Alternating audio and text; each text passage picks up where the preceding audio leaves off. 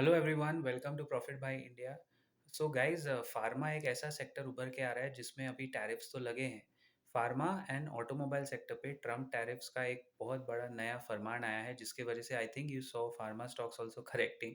और जो एक सेक्टर सबको लग रहा था ट्रम्प के आने के बाद कि गेन करेगा, रुपी, मतलब रुपी इतना डाउन है। और ये बहुत फनी सिचुएशन है कि usually when rupee tanks, pharma and IT को फायदा होता है बिकॉज उनकी पेमेंट यूएस डॉलर्स में आती है।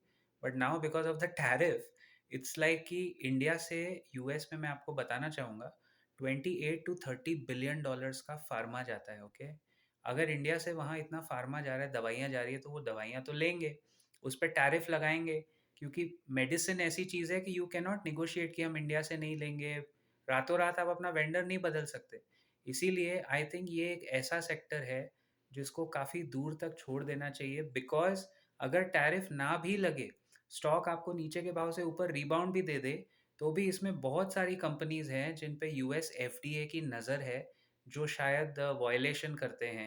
And US FDA has always got a very strong eye for pharma companies around the world supplying medicine to US who are violating basic testing norms. तो अगर ये थोड़ा टेक्निकल आपको लग रहा होगा, तो बेसिक सिंपल चीज़ है कि भाई अगर जैसे इंडिया की कोई फार्मा कंपनी है, उस पर टैरिफ लगा, लेकिन वो एफडीए के चक्कर में फंस गए, तो फार्मा एज अ सेक्टर जिसका एक bull run, mini bull run चल रहा था, वो यहाँ से मेरे को क्लियरली एक अवॉइड सेक्टर लगता है। This is just my personal opinion, इसमें कोई बाय या सेल का रिकमेंडेशन नहीं। दूसरी बात, अब तक ट्रंप ने आईटी सेक्टर पे कोई खास टैरिफ नहीं लगाया because they know they can't function because without Indian IT.